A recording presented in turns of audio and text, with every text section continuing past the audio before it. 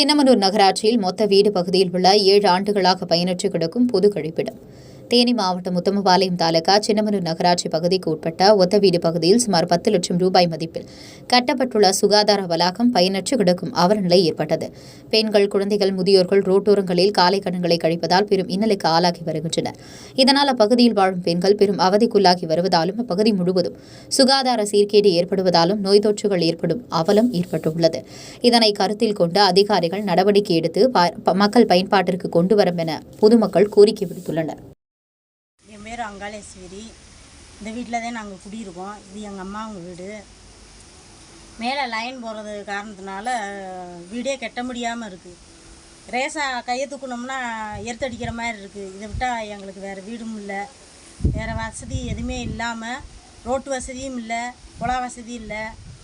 Current any time இதில் போகிறதுனால எந்த ஒரு இதுவும் செய்ய முடியாமல் இருக்குது.